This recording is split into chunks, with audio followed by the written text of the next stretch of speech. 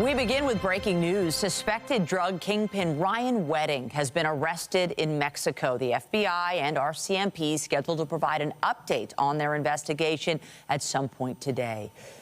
Good afternoon. The 44-year-old former Canadian Olympic snowboarder is alleged to be behind one of the most violent drug trafficking organizations. He's wanted by the FBI for allegedly running an organization responsible for importing about 60 tons of cocaine a year into the United States. CTV's Kamal Karamali joins us now live from the CTV National Newsroom with more. Kamal, this is big news. Big news indeed, Nathan and Michelle.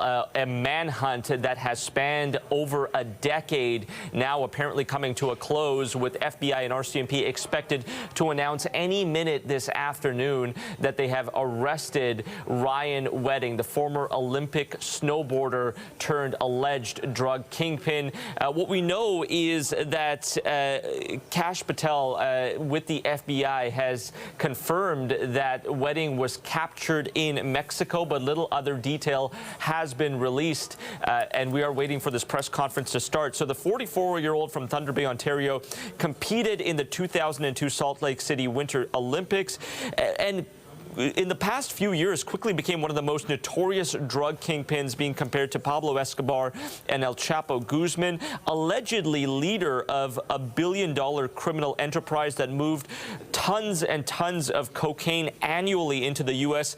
and into Canada. Now, I mentioned the RCMP have been on the hunt for Wedding for more than a decade. It began in 2015 when the RCMP first issued an arrest warrant for trafficking cocaine in 2015. And then he went on the run in 2025. That's when the investigation and the search for Ryan Wedding really ramped up, with RCMP coordinating with FBI and Mexican authorities to try and find Ryan Wedding. They knew believed he was in Mexico, but in January of 2025, Wedding was allegedly he was put on FBI's 10 most wanted list, and now he's been arrested according to FBI. Back over to you. All right. Thank you, Kamal. Now, the FBI and RCMP are holding a joint news conference this hour as we speak. Let's listen in. But these brave men and women put together a prosecution package, put together an investigative package, put together an operations strategy, and here we are today bringing him to justice for trafficking hundreds of kilos of cocaine and also for the murder of innocent civilians. This individual and his organization and the Sinaloa cartel poured narcotics into the streets of North America and killed too many of our youth and corrupted too many of our citizens. And that ends today. I also want to have a tremendous shout out to the government of Mexico. President Sheinbaum, Secretary Harfuch, and the military and law enforcement officers in Mexico worked hand in glove with our teams on the ground there to apprehend last night in Mexico City Ryan Wedding. I was privileged to be there on a previously planned trip, and this was a great operation that came together through interagency success, because no one behind me and to the side of me cares about credit. They care about putting away the bad guys and safeguarding our communities. That is the leadership that President Trump has brought to the presidency. That is the support that he has brought to law enforcement from coast to coast. And I just can't say how thankful I am to be a small part of this and lead the FBI. These men and women do the hard work. But when you go after a guy like Ryan Wedding, it takes a united front. And that's what you're seeing here. You're seeing global partnerships from coast to coast. I want to give a special shout out to our ambassador in Mexico. Ambassador Ron Johnson quarterbacked this effort for us from Mexico for a year plus.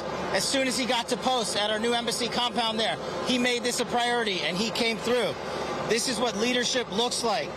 And this is a historic 2025 year the FBI is having. To put it in perspective, the FBI has had 67,000 arrests this year alone. That is a 200% increase. The FBI has captured 6 of the top 10 most fugitives on our board. The FBI has also seized enough fentanyl to kill 150 million Americans, a 31% increase. The FBI has arrested 35% more espionage corrupt actors from China, Russia, the DPRK, and Iran. The FBI has found and identified 6,000 children that were missing. That is up 22%. All of these historic record-breaking numbers lead to another historic record-breaking number brought to you by President Trump's leadership. That is a 20% decline in the murder rate in the United States of America. That is an all-time record for the modern era. Our communities are safeguarded by these men and women. We are thankful to be partnered with the Department of Justice and the relentless efforts to safeguard our communities by Attorney General Pam Bondi and Deputy Attorney General Todd Blanche. But we're not done today. We're going to get back on the plane, and we've captured and apprehended another top 10 fugitive while we were in Mexico, and we're going to head east and hand him over to local law enforcement authorities. I also want to give a huge shout out to state and local law enforcement. This work is not possible at all without them on the front lines every single day. They are the greatest partners we could ever have, and thank God we have a president who backs the blue. And that is what results look like. Personally, for me at the FBI, I want to thank our hostage rescue team. I want to thank our special flight operations unit. I want to thank our headquarters component, our LA field office. This was an enterprise-wide success. The moving pieces to pull this off and apprehend one of the world's most wanted criminals and bring him to justice in the United States of America can only be done when you have leadership from the top with President Trump, the Attorney General, and all these great leaders here. I'm going to turn it over to the Assistant Director in charge of the Los Angeles Field Office, Akil Davis, for some more comments on the case itself and the investigation. Thanks, Les.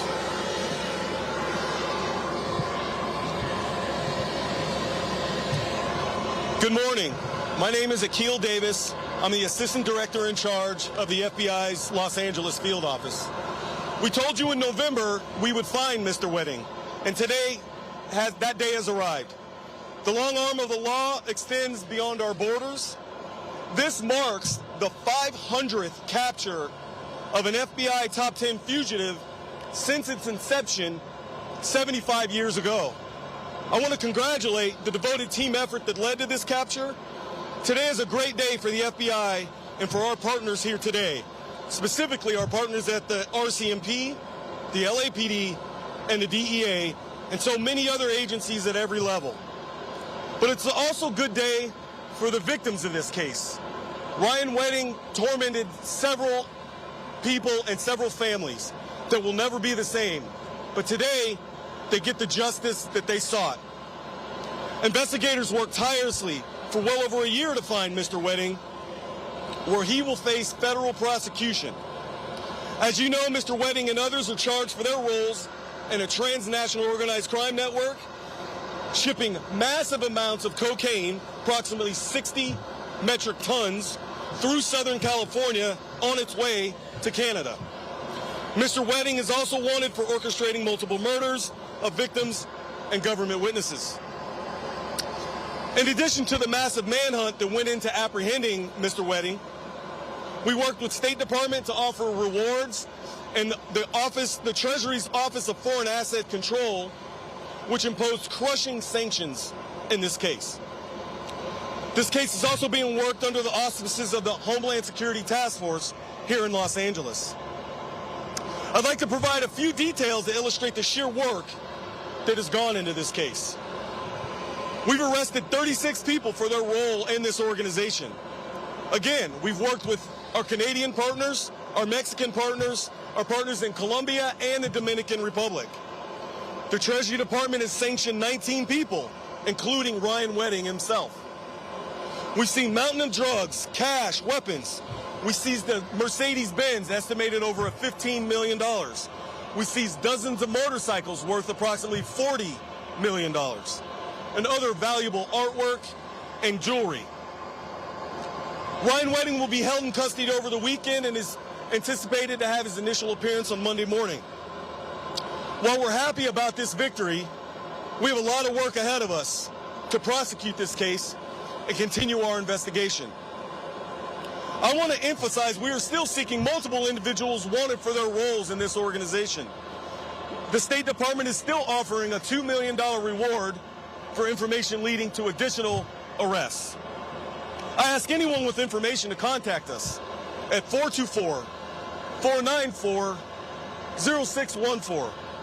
That number can be called internationally, domestically via WhatsApp, Signal, or Telegram. I also would like to thank, lastly, the Ontario International Airport for making this possible, securing the security of the scene and allowing us to plan this in such a way. Thank you, And I'd now like to turn it over to Chief McDonald of the Los Angeles Police Department.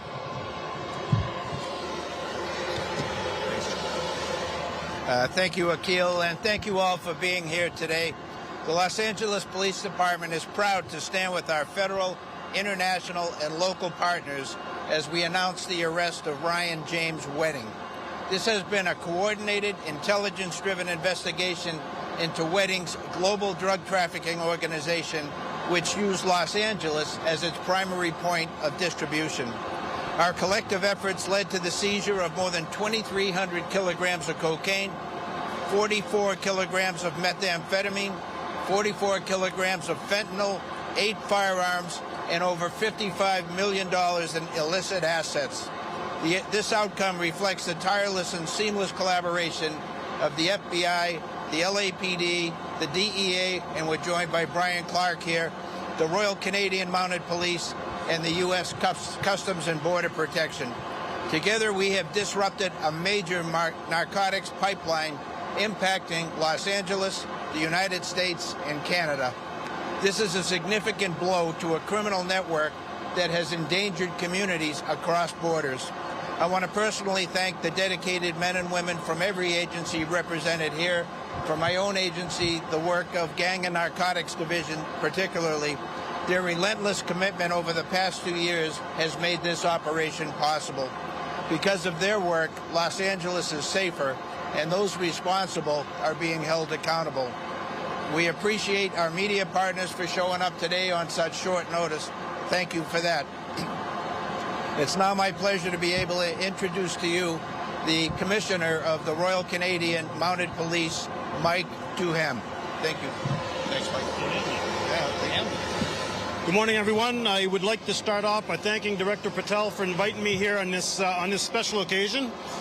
It goes without saying that no single agency or nation can combat transnational organized crime alone. The arrest of Ryan Wedding is the result of strong, trusted partnership. I want to thank the men and women from the FBI, the Royal Canadian Mounted Police, the U.S. Department of Justice, Los Angeles Police Force, and all the U.S. and Canadian law enforcement that took part in this. They spent countless of hours and many sacrifices to lead us to where we're at here today. And without the results, we can finally say that our communities, our countries are much safer with the arrest of Ryan Wedding. Thank you very much. Thanks, guys. Thanks. We'll take a few questions.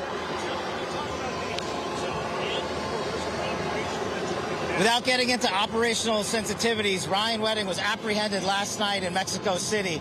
And to safeguard the integrity of the ongoing investigation, we will not go into that. But I think it goes without saying, to go down to Mexico, to find a guy who's been on the lam for multiple years for some of the most egregious crimes on planet Earth, takes an interagency-wide effort led out by President Trump, our DOJ, and our partners in Mexico, and very grateful for that partnership.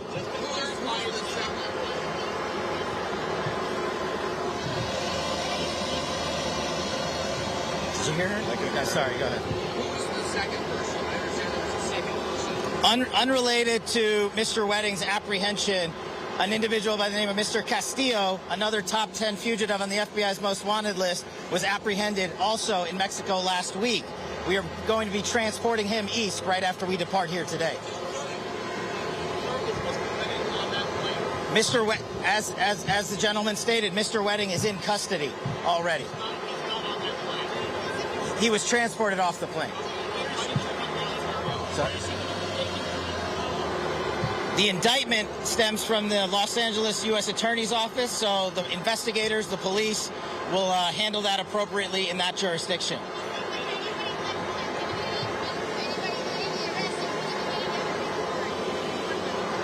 This arrest was a success of interagency law enforcement putting itself to the max every single day relentlessly. We will not comment on anyone regarding the rewards. We'll take one more question. Sorry, I can't hear you. Well, we came to Ontario because the weather's pretty nice here, but we also have to maximize operational security. We make these decisions jointly with our partners who run these airports. We make these decisions jointly with the local police force and our interagency officers. There are trigger points and earmarks that we have to meet to safely transport an individual of the level and caliber of Ryan Wedding. And so that collective decision was made to ensure the security of both the transportation and the federal transfer of custody that the FBI executed, and also to ensure the safety of his confinement and ultimate prosecution. Thank you, everybody. Have a great day. Thank you. All right, that was FBI Director Kash Patel speaking in California. Now, he's at the Ontario International Airport. It's just east of L.A. in California. And he announced that Ryan Wedding was apprehended last night in Mexico City. Now, he is accused of running a multi-billion-dollar drug empire. You might remember that name. And he's also accused of being linked to several murders. They're calling this a joint operation with the help from Mexican officials, the FBI, the RCMP, Colombian and Dominican Republican officials as well. But the bottom line, they're saying this one-year manhunt for this former Olympic snowboarder, Canadian, has ended, and he's going to appear in court Monday. Others are still outstanding. And his alleged impact on Canada is extensive. The U.S. Attorney General Pam Bondi had said that he was the largest cocaine trafficker in Canada, and certainly we've had some horrific cases in Ontario linked to him. You might remember those Caledon murders, the Sadu family, a husband and wife mistakenly gunned down in their rented home, their daughter injured. So definitely a trail of destruction, mass amounts of cocaine being imported allegedly from Colombia into Mexico, then into the U.S. and here in Canada. This was an extensive search for him. The man known as El Jefe, which is Spanish for the boss, now behind bars. We're going to turn now to the frigid cold weather expected in our city this weekend. We're bracing for some of the coldest temperatures we've seen in years. We are under a cold warning right now, right across the region, with extreme wind chill values, making it even colder. And then we're anticipating a big dumping of snow expected to hit our city over the weekend. Let's bring in Beth McDonnell, who joins us now with more on how people are dealing with and preparing for these elements. Beth. Winter is expected to be in full force tonight and over the weekend.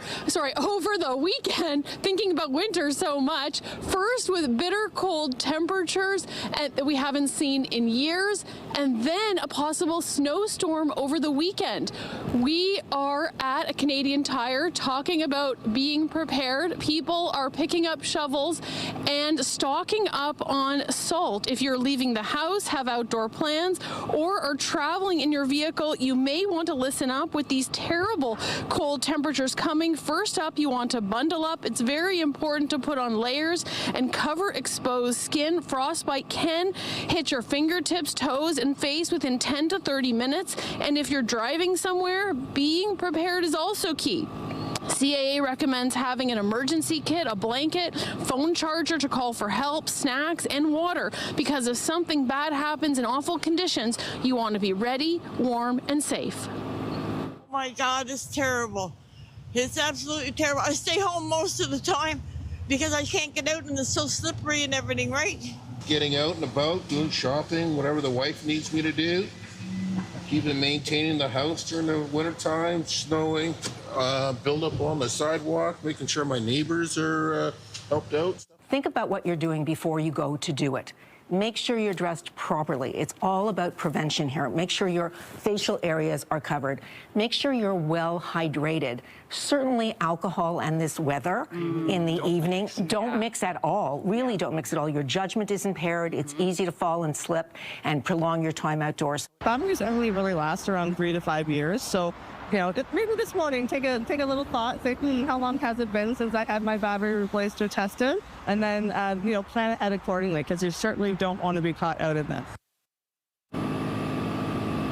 Grinding or clicking could be a sign your battery is having trouble. CAA says even if your battery is brand new, it can act up if we're having these cold temperatures.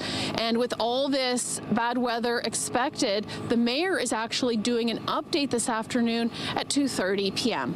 Reporting live, I'm Beth McDonnell. Michelle and Nathan, back to you. Thank you, Beth. We're calling it Frigid Friday, a live shot of our skyline. At least there's some sun in the mix, but it's not warming things up at all. It is dangerously cold. Lindsay Morrison is monitoring all the specifics with regards to this weather event. What do you you seeing, Lindsay? Well, Michelle, there is so much to talk about. We will get to the Sunday snowstorm a little later in our newscast. Let's begin with what's happening now. We have entered the deep freeze. Environment Canada issuing this widespread cold warning. It is a yellow level alert for us here in the city of Toronto. Look at these expected wind chills through the night tonight. Minus 40 is what it's going to feel like in some parts of southern Ontario overnight. Right now, it is minus 14 degrees at Pearson Airport, but it feels like minus 26. Winds out of the west, direct westerly wind, gusting close to 60 kilometers per hour. Another windy day, contributing once again to snow squall activity, flurries and blowing snow. In fact, we've got blowing snow conditions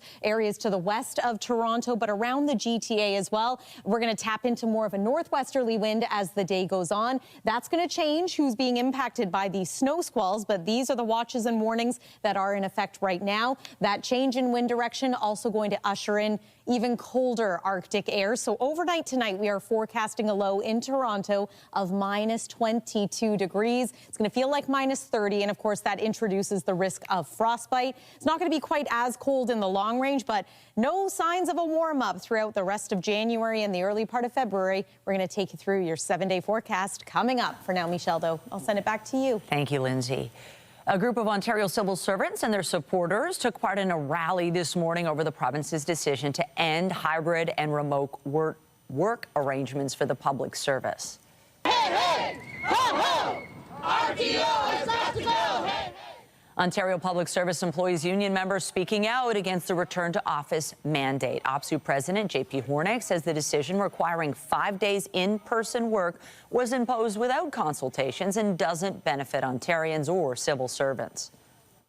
These workers' voices have been ignored. We have over 10,000 alternative work accommodation forms that have gone in as a result of this ridiculous mandate, forcing people back to work 5 days a week, acting like they haven't been working 5 days a week for years. The hybrid work works. There is no need for this new mandate to force people back into offices that in some cases don't even exist. Premier Doug Ford has said he wants government employees back in the office full-time so they can be mentored and collaborate. Meanwhile, the Ontario Hospital Association says hospitals are making cuts in the face of rising deficits. The association says the sector faces a deficit of $1 billion. The Ministry of Health asked hospitals last year to come up with a 3-year plan to balance their budgets.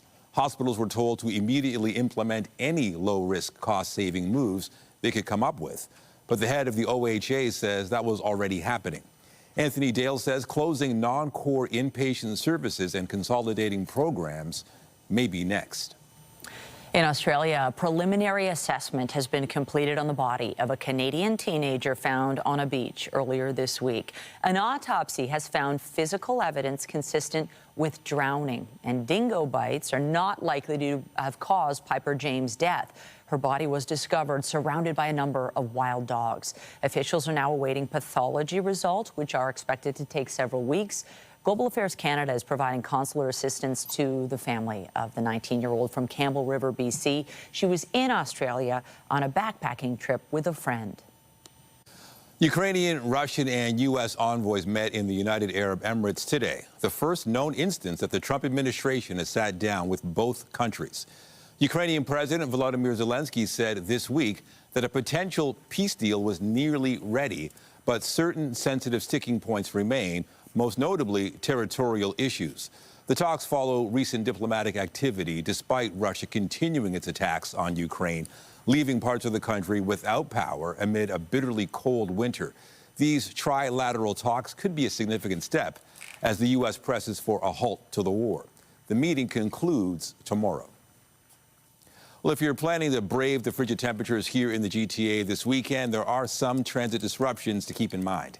Starting at 11 tonight, there'll be no subway service on Line 1 between St. George and St. Andrew stations. TTC crews will be carrying out planned station work, and shuttle buses will not be running. Riders heading downtown can instead transfer to the Yonge side of the line or take the bus. Regular service resumes Monday. And similar to last weekend, Metrolinx is adjusting service on the Lakeshore West line as it replaces the Etobicoke Creek Bridge. Trains will run in 2 sections between Niagara Falls and Oakville Go, and once an hour between Mimico and Union. Replacement buses will bridge the gap, but they'll only stop at Oakville, Clarkson, and the Union Station bus terminal, with no GO service at Port Credit or Long Branch. Lindsay. Well, this extreme cold isn't impacting just us here in southern Ontario. Take a look. The temperature right now in parts of Saskatchewan in the -30s. And it's not just Canada. The extreme cold extending into the southern United States. And we're starting now to see the development of this historic ice storm that is expected over the weekend. Yes, this is the same low that is expected to bring us some snow here in southern Ontario. So this is going to be a Sunday weather event, squalls and system snow expected for us, with possible impacts into Monday morning. We'll take you through the 7-day forecast after this break here on CTV News at noon. Stay with us.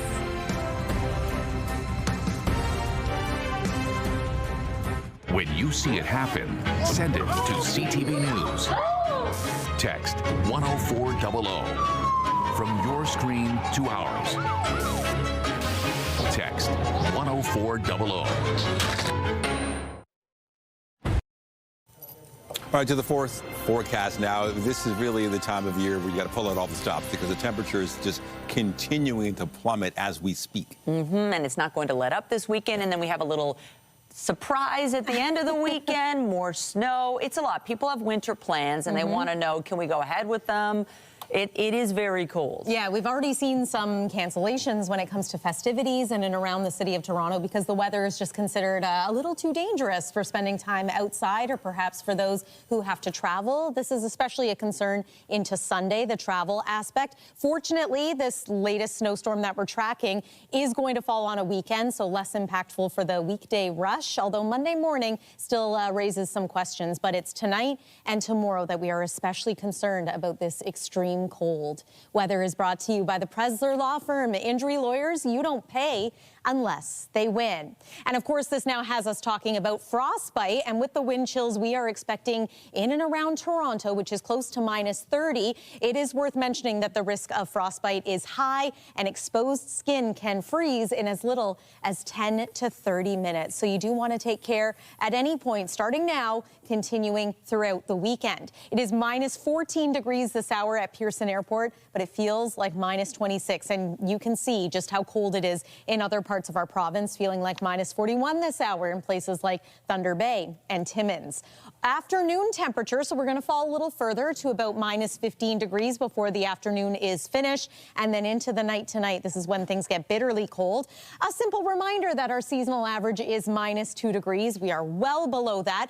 Interestingly enough, though, it's not record cold. We would need to see the core temperature fall to -31 degrees in order for that to be the case. But doesn't matter. This is still very cold. Wind chill values near -31 is what we are expecting, and an overnight low into the -20s in most parts of the GTA. Waking up tomorrow morning, your Saturday morning, maybe skip the early AM run. This is not going to be comfortable. I know people who had skiing plans, perhaps rethinking for this weekend, because that is bitterly cold, uncomfortable, and of course, in many cases, dangerous. So this gives you an idea of the last time it has been this cold. It's been several years for us here in the GTA since we've had a cold snap quite this cold. Cold warnings issued by Environment Canada.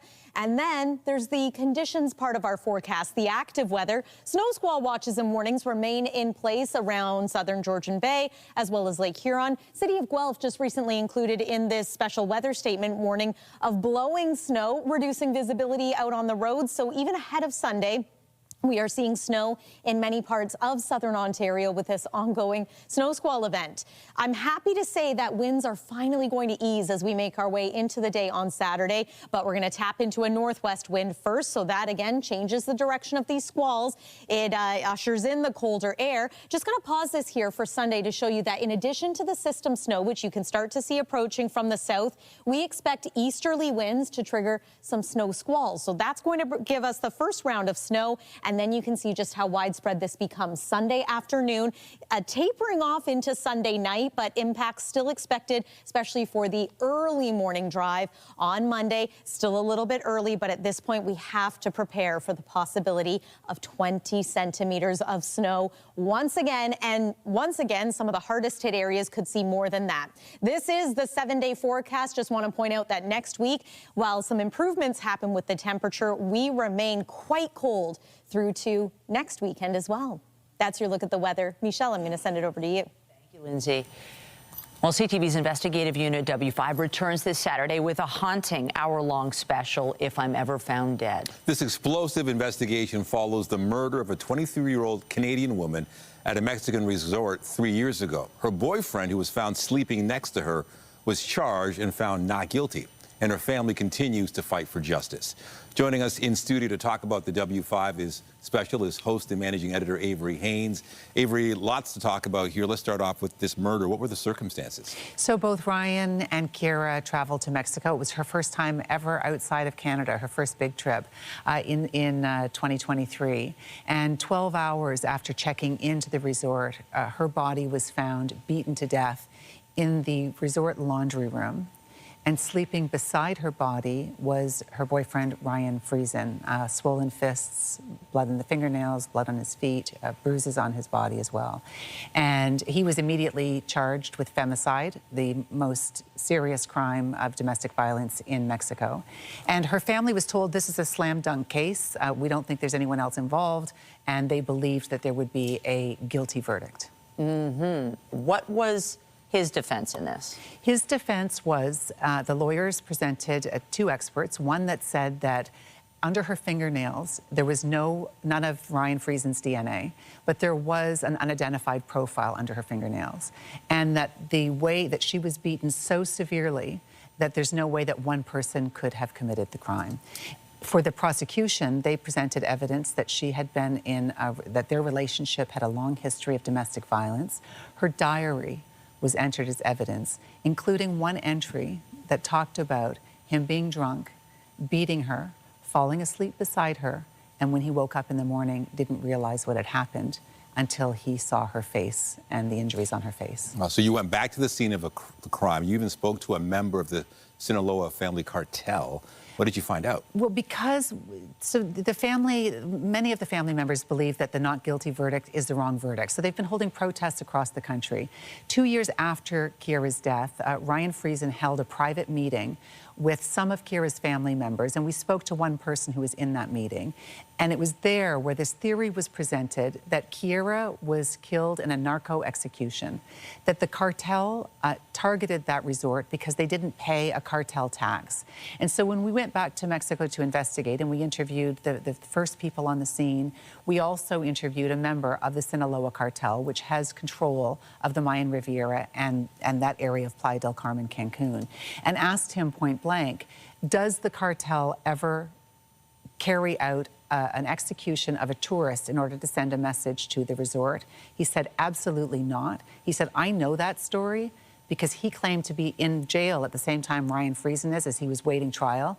And he said that if the cartel wants to send a message, it's very public, it's not on a resort, and it's not targeting a tourist, that if foreigners ever get injured, it's because they're caught in the crossfire or they're somehow doing business with the cartel. Wow. I have so many questions about how you meet up with a cartel member, how you find them, but I do want to talk about Kira's family and they want justice. What are their efforts at this stage? Well, yeah, I mean, first of all, this was an absolutely beautiful young woman. As she was making this trip, she was sending videos to her sister. So we have all those videos in this documentary, including her final video of her standing on her balcony at the resort, talking about how excited she was to go to the beach. The family has been carrying out these protests, demanding the government in Mexico, the judicial system, look at this case. And what we learned when we went to Mexico is that the case against Ryan Friesen is not necessarily over. Oh, that's a cliffhanger. You're going to have to watch this. W5's Avery Haynes joining us now. Appreciate it. Thank you. And here's the details now. You can watch the special. It's called If I'm Ever Found Dead this Saturday night at 7 p.m. It's right here on CTV, the W5 YouTube channel as well, and it's streaming on Crave. After the break, he's back. Mitch Marner will hit the ice at Scotiabank Arena tonight for the first time since leaving the Leafs. We'll hear how he feels about being home and how he thinks the fans will react to his return.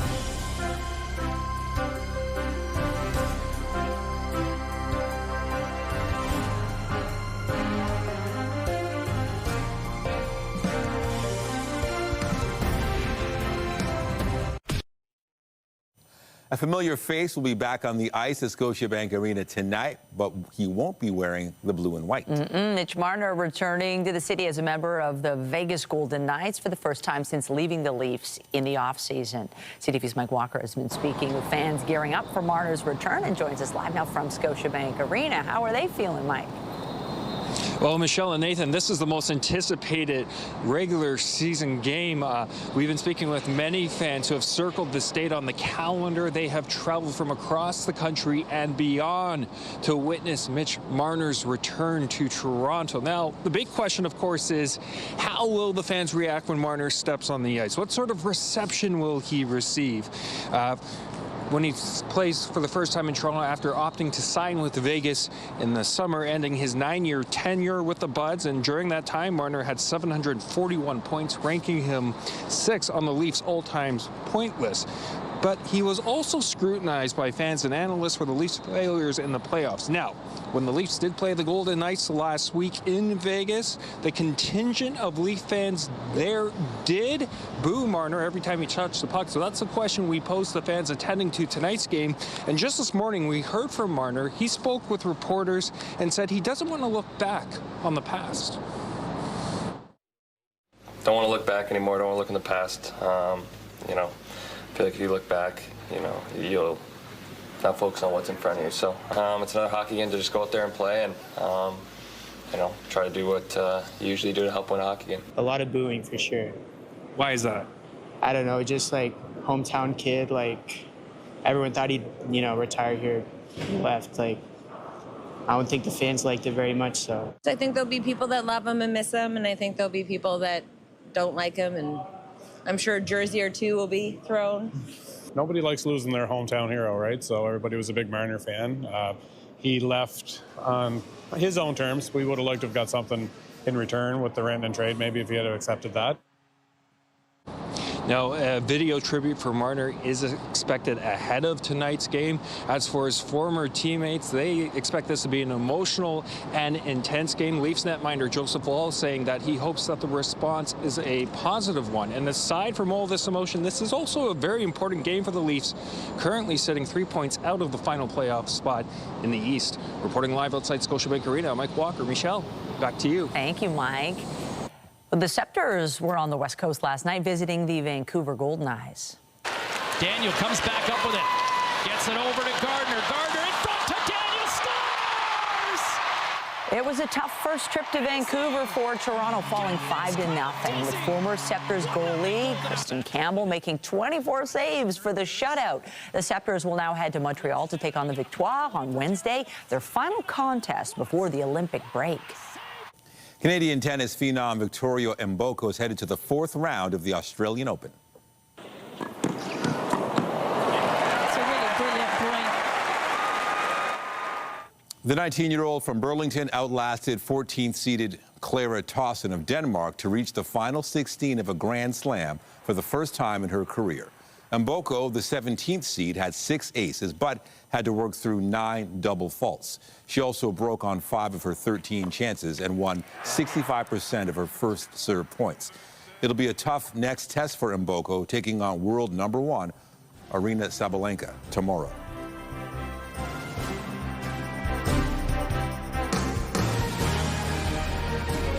Get Toronto's top stories, breaking news alerts, and watch live. Download the CTV News app. Turning now to the latest headlines making waves on social media this week, from some celebrity family drama to a famous singer announcing his new global tour and what that means for Canada. Joining us now for our weekly segment, Chronically Online, is Sam East, weekday afternoon host with 99.9 Virgin Radio. Good to see you, Sam. So, this Beckham family, they seem to be bending out of shape, totally dysfunctional. What is going on? Yeah, I think a lot of us are very invested in this. Yes, because there's name recognition there. We know the Beckhams, but also it almost feels reminiscent of perhaps some family drama that you might know of. So the Beckhams, famous family, we know that. Their son, Brooklyn, put out a statement, a lengthy one that seemed like a tell-all, and it was full of bombshells. Here's just some of what it said. I've been silent for years and made every effort to keep these matters private. Unfortunately, my parents and their team have continued to go to the press, leaving me with no choice but to speak for myself and tell the truth about only some of the lies that have been printed. I do not want to reconcile with my family. I'm not being controlled. I'm standing up for myself for the first time. For my entire life, my parents have controlled narratives in the press about our family. The performative social media posts, family events, inauthentic relationships have been a fixture of the life I was born into. And he went on to say, my parents have been trying endlessly to ruin my relationship since before my wedding. It's a very lengthy statement. We can't read the whole thing, but he did go on to detail this awkward moment he claims happened at his wedding where his mom, Victoria, aka Posh Spice, interrupted what would have been a romantic dance between him and his wife to, he says, inappropriately dance. And, you know, it's a big mess. The Beckham family has not fully responded. But what people are saying is, to rectify this, the only solution is that the Spice Girls should go on a world tour. That's what, therapy? It's a way to distract the world from the mess, the chaos that's happening. Maybe. Okay, so we would benefit from that. So what about Harry Styles? Talented, he has that star quality. He's announced he's going to be going on tour. Is that good news for Canada? Great news for Harry Styles fan, not so much if you're a Canadian on a budget, because Harry Styles is doing this residency style. He's put out a new album that's coming out in a couple months. Kiss All the Time, Disco Occasionally is the name of the album. And he's going on the Together Together World Tour. And as a fan, you're thinking, oh, that's great. I get to see him. You're going to have to travel because there are dates all over the world, but it's residency style, meaning he's doing multiple dates in select cities across the world. Notably, he's doing not one, not two, not three, but 30, Nathan, 30 shows in New York at Madison Square Garden. Over a span. Go ahead. So if, you know, you're a big fan of Harry Styles and you're based here in Toronto, that is probably going to be your best bet, given that there's so many shows. But I'm telling you, it's going to sell out so quickly, so you're going to have to act fast. I hope he doesn't tire himself out. All right, Sam East from 99.9 Virgin Radio. Great talking to you. Have a great weekend. You too. Well, he's young, he can manage. Well, the Building Industry and Land Development Association is warning that plummeting sales of new homes in the GTA could have a ripple effect on thousands of jobs. The group says last year was the worst on record. There were just over 5,300 new homes sold locally. Single-family home sales were 63% below from the 10-year average, while new condo sales were 89% below the 10-year average. The association says the collapse in new home construction is putting 100,000 jobs at risk here in Ontario. It's calling for the elimination of the HST on all new homes to lower the cost of housing and get buyers back into the market. Coming up on CTV News at noon, ooh, you're going to like this. We'll take you inside the National Service Dogs Organization and introduce you to 19 new arrivals who will soon be helping humans in need. Stay with us.